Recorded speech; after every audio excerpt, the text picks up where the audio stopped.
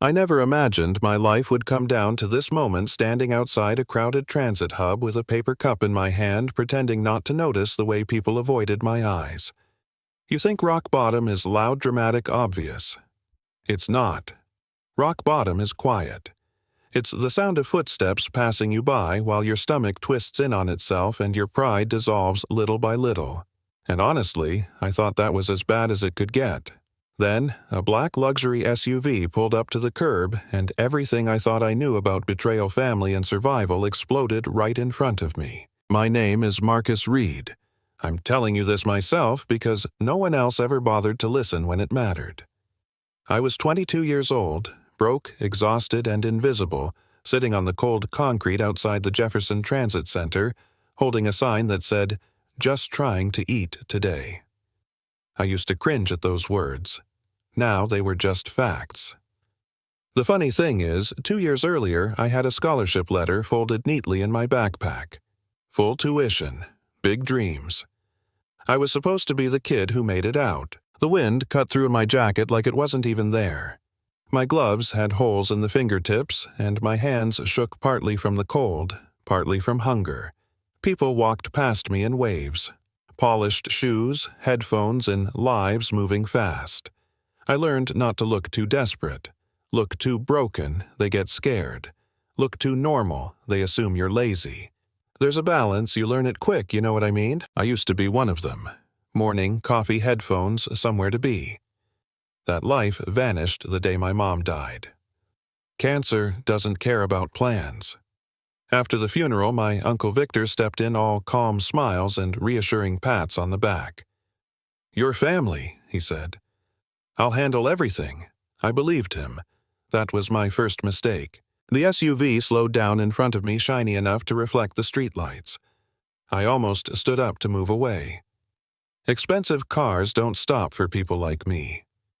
But the door opened and a woman stepped out. Tailored coat, silver hair posture, sharp enough to command a room without saying a word. My chest tightened. I hadn't seen her in years, but I knew exactly who she was. Evelyn Reed, my grandmother. The woman who built a real estate empire from nothing, whose name carried weight in rooms I'd never been allowed into. The woman I thought had cut me off completely. She stared at me like she was trying to solve a puzzle that made no sense. "Marcus," she said, slow, careful. "Is that you?" I opened my mouth and nothing came out. I hadn't cried in a long time. The street trains you out of that, but standing there soaked and shaking, seeing her face again, cracked something open. Then her expression changed. Confusion hardened into something sharper. "Where's the money?" she asked. "The $90,000 I wired for your education." That question hit harder than any insult I'd heard on the street. I laughed, a short, bitter sound I didn't recognize as my own. All that time I thought she'd abandoned me, and she thought she'd paid for my future. I stood up, my legs weak, my sign slipping from my hand. Across the street, another luxury vehicle idled, this one. Silver windows tinted.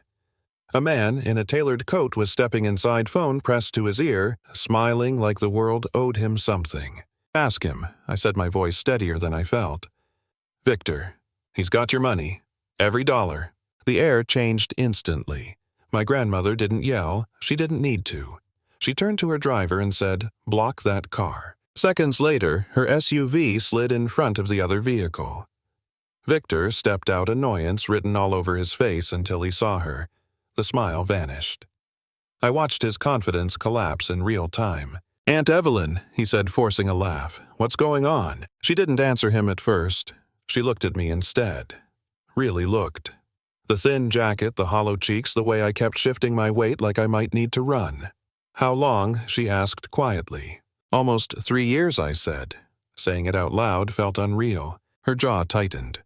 "Where's my money, Victor?" He tried everything.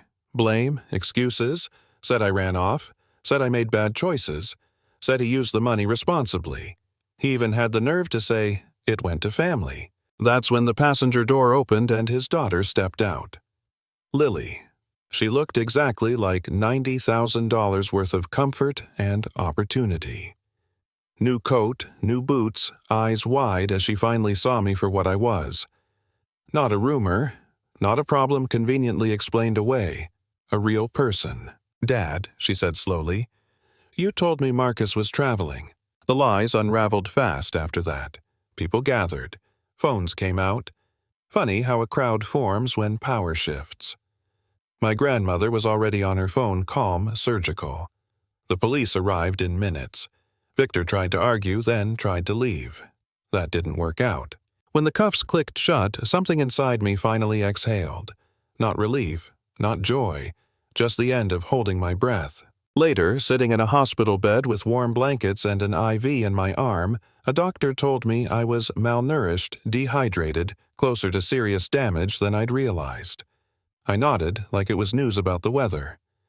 Survival makes you numb like that. My grandmother sat beside the bed, hands folded, eyes wet but steady. I believed the emails she said softly. I should have come myself. He's good at lying, I said. That was the truth of it. The legal part moved fast. Fraud, identity theft, forged documents. Victor went from confident to desperate in a courtroom that suddenly felt very small. I didn't speak at sentencing. There weren't words big enough. Recovery wasn't a montage. It was therapy. Nightmares. Hoarding food I didn't need. Jumping at loud noises. Healing is messy and inconvenient and slow. But I went back to school. Different campus. Fresh start. Same fire. I graduated. I got a job. I built something solid out of what he tried to erase. And one night walking past that same transit center, I saw a kid sitting where I once sat, sign shaking in his hands. I stopped. Knelt down. Looked him in the eye. Gave him cash and a card. Call this number tomorrow, I said. I can help. Why? Because someone once helped me. Not when I deserved it. When I needed it. So here's my question for you. Was justice served? Does blood excuse betrayal? How many people get crushed because someone powerful decides their story doesn't matter? Drop your thoughts in the comments. I read them.